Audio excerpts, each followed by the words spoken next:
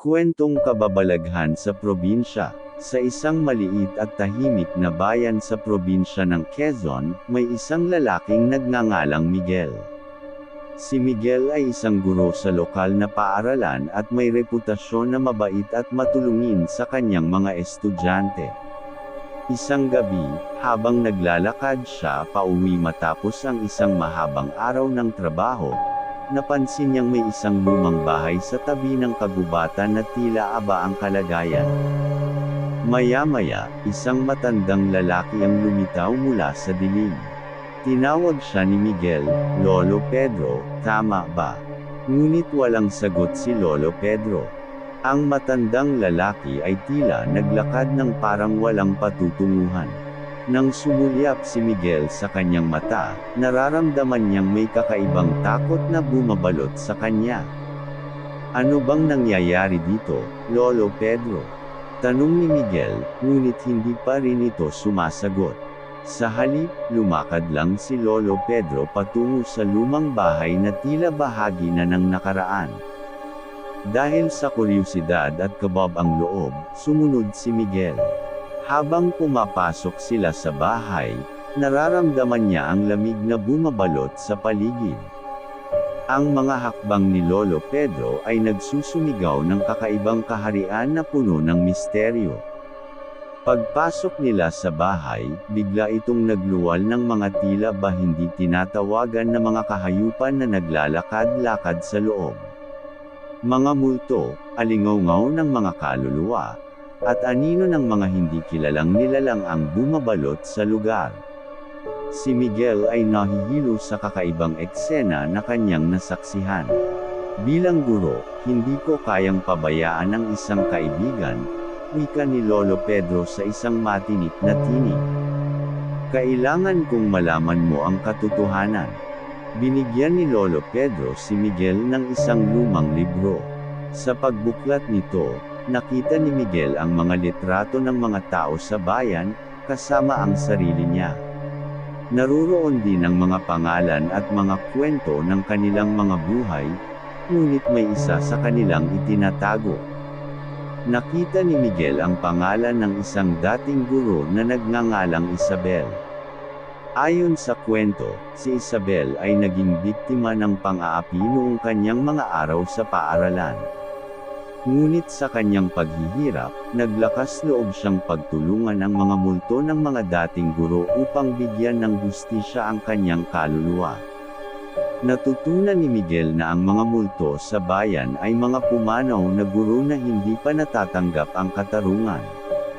Sila'y nagtatangkang kumpletuhin ang kanilang mga hangarin, at si Isabel ang nagiging daan para sa kanilang pagbalik. Tinangkang kausapin ni Miguel si Isabel sa kanyang puntod, ngunit siya'y bumabalik sa kanyang pangamba. Ang pagtulong niya kay Isabel ay nagbukas ng pintuan sa mundong hindi niya inaakala. Ang bayan ay unti-unti nang nabalot ng mga multo na nagiging lantad sa mga mamamayan. Ang mga guro, estudyante, at iba pang taga-bayan ay nagkakaroon ng mga kakaibang karanasan. Ang lumang bahay ni Lolo Pedro ay tila naging tulay sa pagitan ng mundo ng buhay at kamatayan. Sa tuwing may isang guro o estudyante ang nagiging biktima ng pang-aapi, naririnig ni Miguel ang kahinaan ng mga multo at ang mga pangako ng kanilang paghihiganti. Gusto niyang matigil ang sumpa na bumabalot sa bayan, ngunit kahit anong gawin niyang pagsusumikap, parang ang sumpa ay lalong lumalakas. Ang mga taga-bayan ay nagsisimulang mawalan ng pag-asa. Kailangan ni Miguel ng tulong mula sa ibang bayan upang mabasag ang sumpa na bumabalot sa kanilang puok. Sa kanyang paglalakbay, matutuklasan niya ang mga lihim na nakabalot sa nakaraan ng kanyang bayan at ang paminsang pagtatangkang pagtanggap ng mga multo sa ibang dimensyon. Sa bawat hakbang na kanyang tinatahak, mas lalong sumasalamin ang mga misteryo at pangyayari ng kanyang bayan. At sa bawat pag-usbong ng kanyang pag-unawa, tila mas lumalalim ang kanyang koneksyon sa mga multo, at mas nagiging malinaw ang kanyang misyon na tapusin ang sumpa. Ngunit may isang tanong na dumadapo sa kanyang isipan, kaya ba niyang malampasan ang takot at magtagumpay laban sa mga puwersang hindi pangkaraniwan. Isang gabi, habang naglalakad si Miguel sa dilim ng bayan, bigla siyang naharap sa isang dilapidated na silong ng isang lumang simbahan. Ang simbahan na tila ba nawalan na ng panahon sa kanyang kasaysayan. Nang madaanan niya ang pintuan, biglang nagugat ang malamig na hangin at naparamdam ni Miguel ang tila bagang nakatutok na mga mata na sumusundan siya. Dahan-dahan siyang pumasok sa simbahan, at sa loob, nagtagumpay ang mga multo na kumuha ng kanyang atensyon. Si Isabel, ang dating guro, ay lumitaw sa harap niya na tila ba mas lalong nagiging mapanakot sa kanyang kahayupang anyo. Miguel, sabay bulong ng mga multo, ikaw ang tanging pag-asa ng bayan. Hindi na siya nagtaka, ngunit sa halip ay nagdesisyon na sundan ang tibok ng kanyang puso. Ang mga multo ay nagbigay sa kanya ng isang anteng-anteng na may misteryosong kapangyarihan. Ipinangako ni Miguel na gagamitin ito upang tapusin ang paghihirap ng kanyang bayan. Simula noong gabing iyon, lalong naging masalimuot ang kanyang pakikipagsapalaran. Ang mga multo ay nagbigay sa kanya ng mga mensahe at palatandaan sa pamamagitan ng kakaibang pag-ikot ng hangin at tila ba may hawak na kamay na patnubayan siya. Ang bayan ay nagiging mas masalimuot at misteryoso habang ito'y sinusubok na malutas ang sumpa. Nang marami ng mga guro at estudyante ang mawala at hindi na bumabalik sa kanilang mga tahanan, naramdaman ni Miguel ang pangangailangan na magsagawa ng ritual. Sinundan niya ang gabay ng mga multo at inilabas ang anteng-anteng mula sa kanyang bulsa. Nag-umpisa siyang magdasal ng may kakaibang ritual, at sa gitna ng kanyang mga panalangin, unti-unti siyang napapalibutan ng mga anino at tinig ng mga dating guro na tila ba nagbibigay suporta sa kanyang misyon. Ang atmosfera ay napuno ng tensyon, at ang hangin ay tila sumisigaw ng kalungkutan. Sa sandaling iyon, biglang nag-iba ang kulay ng kalangitan, at ang simoy ng hangin ay nagiging malamig at nagdadala ng mga alingaw-ngaw mula sa kabilang mundo. Isang lihim na pintuan ang bumukas sa harap ni Miguel, at tila ba inilabas ang mga kaluluwang naghihintay na matanggap ang tulong na kanilang inaasam. Isang pangkat ng mga multo, kasama si Isabel, ang naglapit sa kanya at nagbigay ng payak na paanyaya. Miguel, kailangan mong sumama sa amin sa kabilang mundo upang tapusin ang sumpa, wika ni Isabel na puno ng pangungulila. Nahulog ang mga pangako ng tulong at tagumpay sa kanyang mga balikat. Masakit man para kay Miguel, kinailangan niyang talikuran ang mundo ng buhay at sumabak sa kakaibang landas patungo sa kabilang mundo ng mga kaluluwa. Nang siya'y sumakay sa lihim na pintuan, nararamdaman ni Miguel ang malamig na simoy ng hangin na tila ba naglalakbay sa kanyang balat. Ang kanyang puso ay nagmumula ng tapang, at ang kanyang mga mata ay puno ng determinasyon na tapusin ang sumpa at ibalik ang katahimikan sa bayan. Sa kanyang paglalakbay sa kabilang mundo, nadiskubre ni Miguel ang mga lihim ng mga kaluluwa na pumanaw ng walang katarungan.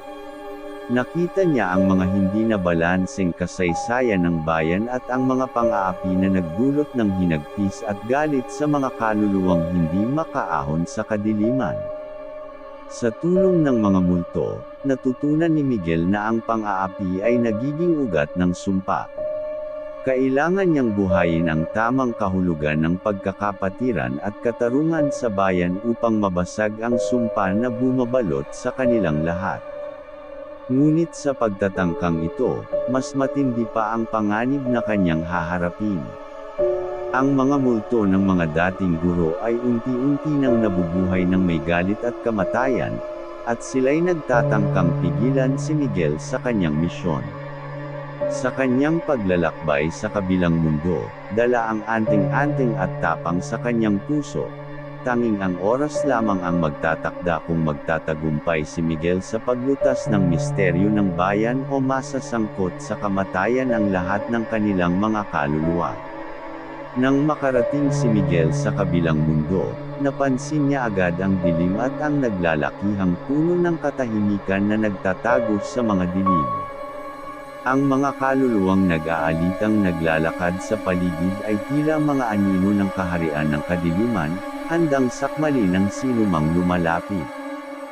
Isa-isang lumitaw ang mga multo ng mga dating guro, ngunit ngayon, sila'y puno ng galit at puot. Ang kanilang mga matay pula na tila naglalabas ng init, at ang mga boses nila'y nagsasalita ng mga sumpa at pangako ng kamatayan. Tila ba sila'y hindi na ang mga guro na dating nagtuturo ng kabutihan, kundi mga nilalang na napag-alinlangan ng kanilang sariling kasaysayan. Natutunan mo bang makialam, Miguel? Bulong ni Isabel sa kanyang tenga, ngunit ang boses nito ay puno ng lungkot at pangungulila. Ikaw ang dahilan kung bakit kami nagising mula sa aming pagkakahimbing. Bilang pagtugon, napansin ni Miguel na ang anteng-anteng sa kanyang leeg ay nagiging mas mabigat. Ang kanyang katawan ay parang bumibigat dahil sa bigat ng responsibilidad na kanyang kinakarga. Ngunit sa kabila ng lahat, hindi siya nagpatinag. Tumuloy siya sa paglakad patungo sa kakaibang puno ng katahimikan. Ang katawan niya ay bumabaluktot sa diwa ng takot, at ang bawat hakbang ay tila ba nagdudulot ng nakakakilabot na lindol sa kanyang paligid. Nang makalapit siya, bigla siyang hinagupit ng malamig na hangin at nagbukas ang pintuan ng kakaibang puno.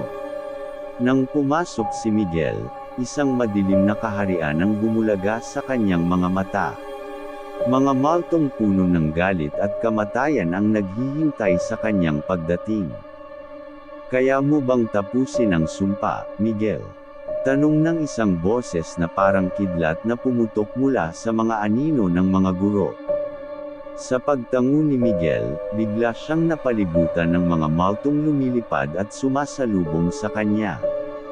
Ang kanilang mga kamay ay tila may kapangyarihan na dumudurog ng kanyang pag-asa. Ngunit sa kanyang tapang at pananampalataya, nagsimula siyang magtindig at sagutin ang hamon. Hindi ako natatakot sa inyo, sigaw ni Miguel, ngunit kahit siya'y nagpapakabatid ng tapang, ang kanyang puso ay naguguluhan sa kaharian ng kamatayan. Isang matindi at makakalabindang sigaw ang sumalubong kay Miguel, at biglang umusok ang kanyang paligid. Lumitaw ang mga multo ng mga dating guro, ngunit ngayon ay tila mas lalong malupit ang kanilang anyo. May mga nagtatangkang sumiklab na apoy sa kanilang mga mata, at ang kanilang mga kamay ay puno ng kapangyarihan na naglalabas ng kakaibang init. Habang lumalaban si Miguel, napagtanto niya na hindi lamang niya nilalabanan ang mga multo, kundi pati na rin ang kanyang sariling takot at kahinaan. Sa kaharian ng kamatayan, siya ay nagiging isang tagapagtanggol ng buhay at pag-asa. Hinailan niya ang anteng-anteng mula sa kanyang leeg at ito'y biglang nagluwal ng kakaibang liwanag na pumuno sa buong kaharian. Ang mga multo ay napasigaw sa sakit habang lumalaban sa liwanag na iyon. Tilapon ng liwanag ang kadiliman, at ang katahimikan ay unti-unti nang bumalik sa kaharian ng kamatayan. Nang maglaho ang liwanag, natagpuan ni Miguel ang kanyang sarili sa gitna ng kagubatan ng dilim. Ngunit kahit tapos na ang kanyang laban, hindi pa rin siya makapagsimulang magtagumpay. Nakatindig siya roon, nawalan ng direksyon at nalilito. Ang mga galit na multo ay unti-unting bumabalik sa kanilang mga paglilibing, ngunit si Miguel ay parang naiwan na naglalakbay sa kaharian ng pag-aalinlangan. Ang dilim ay bumabalot sa kanyang paligid, at tila ba may mga mata na sumusundan sa kanyang bawat galaw. Sa kanyang paglalakad sa kaharian ng dilim, si Miguel ay napapagtanto na ang tunay na laban ay sa kanyang sarili mismo. Ang mga multo ng nakaraan, ang takot, at ang kahinaan ay mga kalaban na hindi natatapos sa isang kaharian ng kamatayan. Naisip niya kung paano niya malalabanan ang mga ito at kung paano niya matatapos ang sumpa na bumabalot sa kanyang bayan. Kakailanganin niyang tuklasin ang sarili at lumaban laban sa sariling kadiliman. Subalit, sa gitna ng dilim, ang kanyang pag-asa ay hindi pa rin nawawala. Si Miguel ay magpapatuloy sa kanyang paglalakbay, handang hamanin ang sarili at ipagpatuloy ang misyon na nagdala sa kanya sa kaharian ng dilim. Sa kakaibang kaharian ng dilim, si Miguel ay naglakbay sa isang madilim na kagubatan na puno ng mga kaluluwang naglalakbay patungo sa kadiliman. Ang bawat hakbang niya ay tila isang paglalakbay sa kaharian ng kanyang sariling takot at kasamaan. Habang naglalakad siya, napansin ni Miguel ang mga anino ng mga taong kanyang nakilala noong sila'y buhay pa.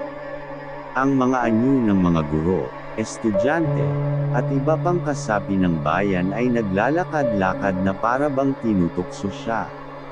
Ang mga tinig na unay nagsisimula lang na maririnig ay tila ba nagiging mga hiyaw ng mga multo na pilit na nagpapaalala sa kanyang mga kasalanan.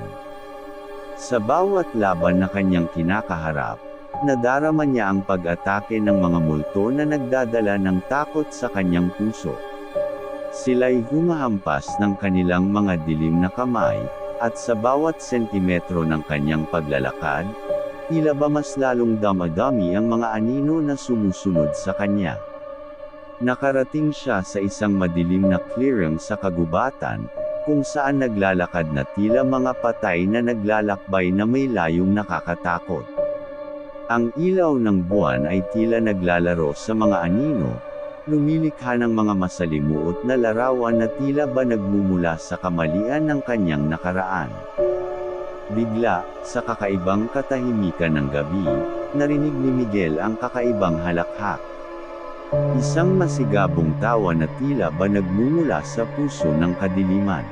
Tinungo niya ang direksyon ng nakakatakot na halakhak, at doon, natagpuan niya ang isang anino na may mabagsik na ngiti sa mukha. Hindi mo matatakasan ang iyong mga kasalanan, Miguel, sabi ng anino na tila ba naglalaro sa kanyang isipan. Ang mga mata nito'y nagsasabing may malalim na pagkakatago ng lihim. Ang anino ay unti-unting lumapit, at sa pag-ikot ng hangin, napagtanto ni Miguel na ito ay isang hindi kapanipaniwala na anyo ng isang dating guro na si Greta.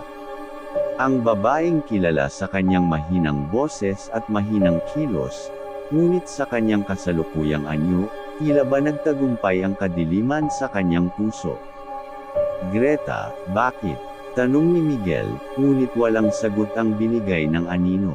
Sa halip, itinaas nito ang isang kamay na puno ng takot at pag-asa na tila ba naglalakbay sa buong katawan ni Miguel.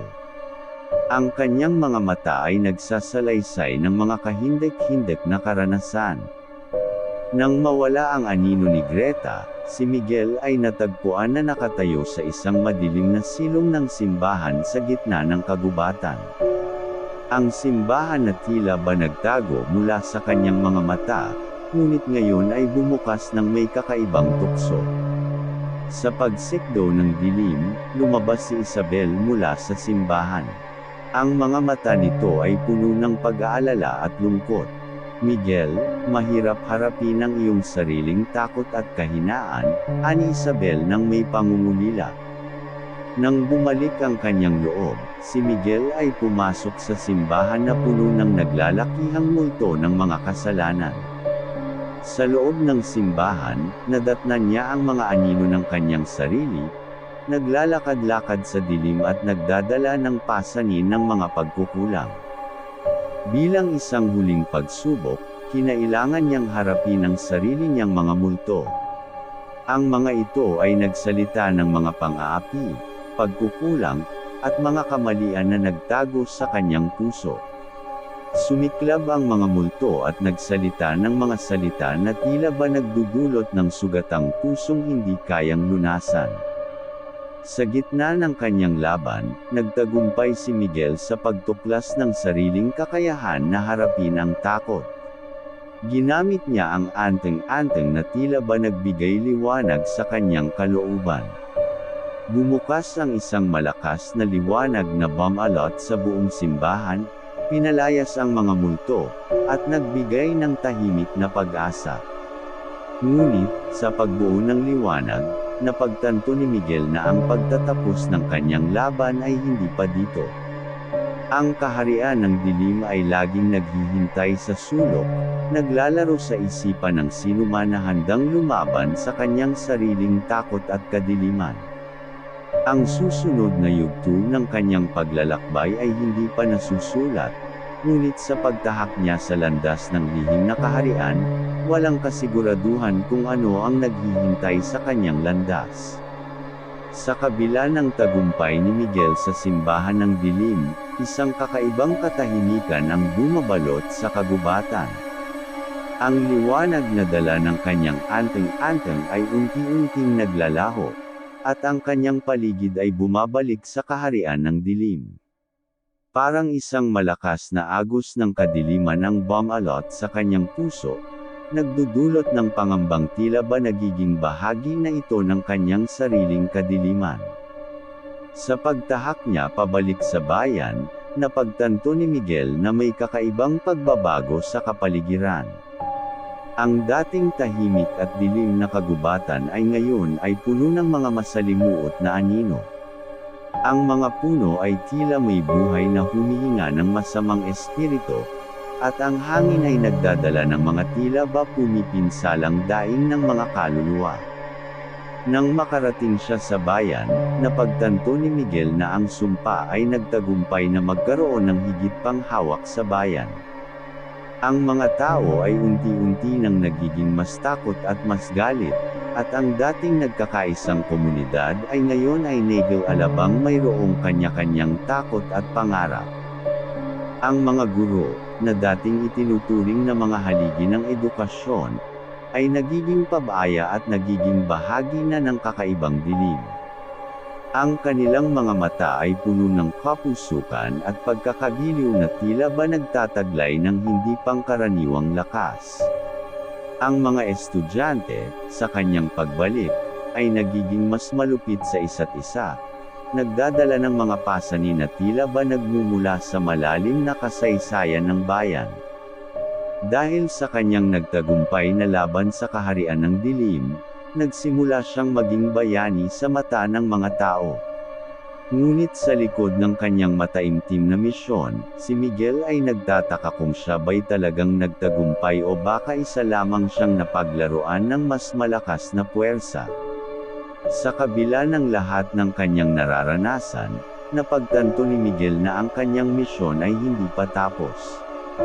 Isang gabing ulan ang bumagsak sa bayan, at kasabay ng mga patak ng ulan, bumukas ang pintuan ng kanyang mga alaala. Ang mga multo ng mga guro at estudyante na naiwang hindi mapayapa ay bumalik, nagdadala ng bagong takot at panganib. Isang boses mula sa kakaibang dimensyon ang bumulong kay Miguel. Ang sumpa ay patuloy na umuusbong mula sa mga pusong puno ng galit at sakit. Kailangan mong ipagpatuloy ang iyong laban, Miguel, kahit na ang iyong sariling puso ay bahagi na ng kadiliman.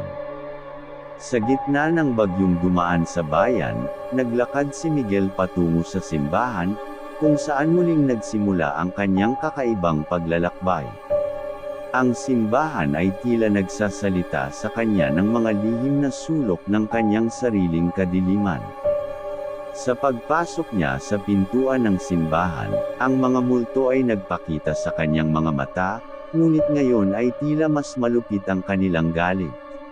Sa harap niya, naglaho ang mga ito, nag-iiwan ng pagkakakilanlan sa mga mukha ng mga hindi pumanaw ng maayos. Ang kanilang mga mata ay puno ng pangungulila at paghihirap.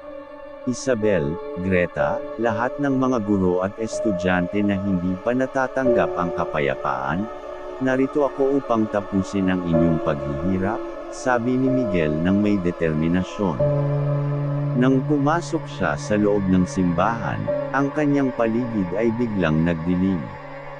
Ang mga kandila sa altar ay nagbukas ng walang tigil, at ang mga anino ng mga guro at estudyante ay nagtagumpay na lumitaw muli. Sa harap ni Miguel, ang kanilang mga mata ay nagliyab ng lihim na galit. Ang dilim sa loob ng simbahan ay unti-unting umapaw sa buong bayan, tila ba nagiging bahagi na ng kanyang sariling pagkatao.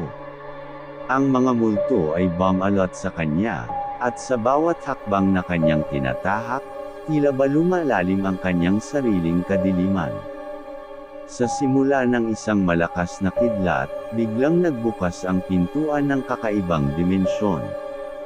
Ang hangin ay nagtataglay ng isang kakaibang init, at ang simbahan ay nagiging saksi sa isang paglalaban na nagaganap sa pagitan ng liwanag at dilim. Si Miguel, sa kanyang pagyakap sa anting-anting at ang lihim na lakas sa kanyang puso, ay naglakbay sa ilalim ng masalimuot na anino, handang harapin ang kanyang sariling demonyo at ang mga multo ng kanyang bayan. Ang lahat ng ito ay tila bahagi na lamang ng isang mas nakakatakot na yugto sa buhay ni Miguel. Ang lihim ng simbahan, ang multo ng kanyang sariling kadiliman, at ang pagpapabiye ng mga tao sa bayan ay maglalabas ng mas makakatakot pang kaganapan sa kanyang paglalakbay.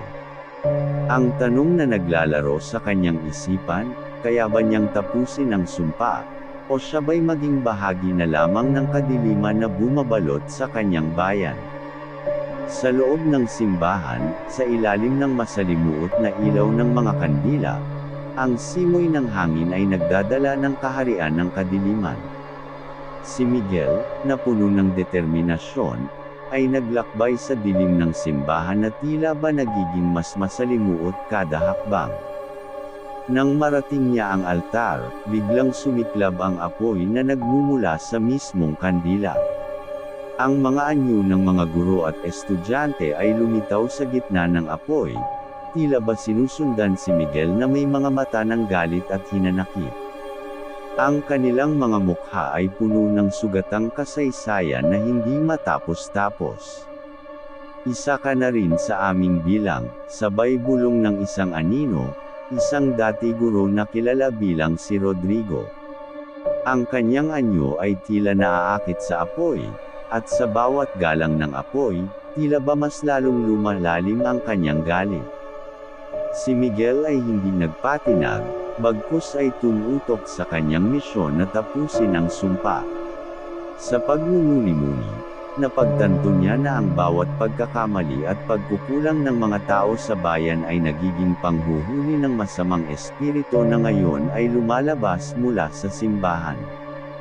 Ang mga kaluluwa ng mga hindi mapayapang yugto ng kanilang buhay ay nagdala ng masamang espiritu sa bayan, at si Miguel, sa kanyang pagiging tagapagtanggol ng bayan, ay nagiging tagapagtaguyod ng kanilang kasaysayan. Isang di matapos-tapos na tagisan ng kapangyarihan ang nag-ugma sa gitna ng apoy at lihim na lakas ng anting-anting ni Miguel. Ang mga anino ay nagbabalik sa apoy at bumabalik sa dilim, ngunit hindi ito ang pagtatapos ng kakaibang laban. Nakita ni Miguel ang kanyang sarili sa gitna ng kagubatan, naglalakbay sa kakaibang landas ng kanyang sariling dilim. Ang kanyang multo ay bumabalik mula sa nakaraan, nagdadala ng mga puot at kamalian na nagdulot sa kanya ng pagkakagumon sa kadiliman. Hindi mo matatakasan ang iyong sariling dilim, Miguel, bulong ng kanyang multo na puno ng galit at pagkakagumon. Ang mga mata nito'y naglalabas ng nakakatakot na anyo na tila ba may mga aninong naglalakbay sa kanyang kaluluwa. Sa gitna ng kanyang kaharian ng kadiliman, hinahabol siya ng mga anino ng kanyang sariling kasalanan. Ang mga ito'y nagbabalak na sabay-sabay siyang saksakin ng mga kaila-hilakbot na kamay. Ang mga boses ng mga multo ay nagiging masalimuot, at ang kanyang paligid ay puno ng mga nakakatakot na mga sigaw na tila ba hindi mapigil ang kumakalat sa kanyang isipan. Sa pag-ikot ng oras, si Miguel ay natagpuan ang kanyang sarili sa harap ng isang malaking pintuan na puno ng mga nakakatakot na simbolo. Ang pintuan na ito ay tila ba nag-uukit ng kanyang pagkabigo at kahinaan. Ang mga anino ng kanyang kasalanan ay naruroon, naglalakad ng patagilid sa pintuan, nagbabadya ng isang kahindik-hindik na pagwawakas. Sa kabila ng lahat ng ito, si Miguel ay nagdesisyon na harapin ang kanyang sariling kadiliman. Sinusubukan niyang buksan ang pintuan na tila ba naglalaro sa kanyang kaharian ng dilim. Ang mga anino ay bumubuo ng isang matinding bagyong nagdadala ng takot, subalit si Miguel ay hindi nag-aatubiling ay laban ang kanyang sarili. Ngunit biglang huminto ang lahat. Ang pintuan ay unti-unti nang bumukas, at ang kanyang multo ay naglaho. Sa kanyang harap, isang lihim na tanong ang bumabalot sa kanyang isipan, ano ang mas nakakatakot? Ang dilim na ating kinatatakutan o ang sarili nating kadiliman?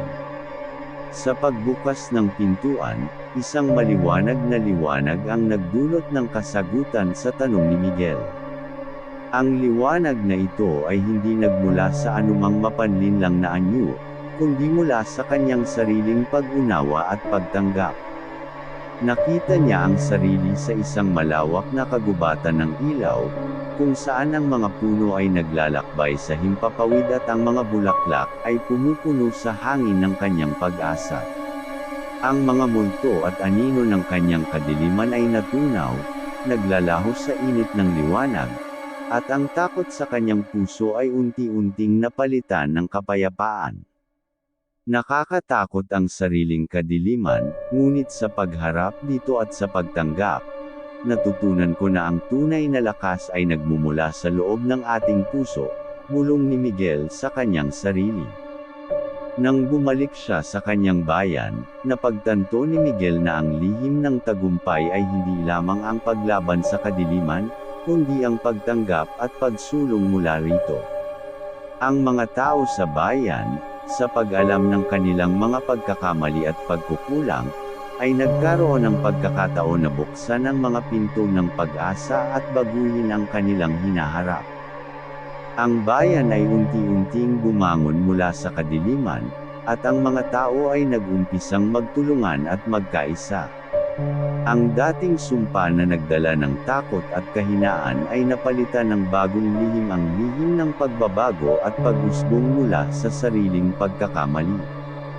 Sa paglipas ng panahon, si Miguel ay naging tanglaw ng bayan. Ang kanyang kwento ay nagbigay inspirasyon sa iba na harapin ang kanilang sariling dilim at baguhin ang kanilang kapalaran. Ang bayan ay umunlad, at ang mga tao ay natutunan na ang tunay na kalakasan ay nagmumula sa kanilang sariling kaharian ng liwanag. Sa dulo, si Miguel ay naging alaala ng pag-asa at lakas para sa bayan. Ang kanyang kwento ay nagpatunay na kahit gaano karaming dilim ang bumabalot sa ating buhay, may liwanag at pag-asa sa bawat isa sa atin na handang harapin ang kaharian ng sariling kadiliman.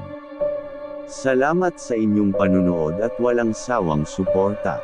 Please subscribe, like and share mga kawakarado. Kwento ng Kaba.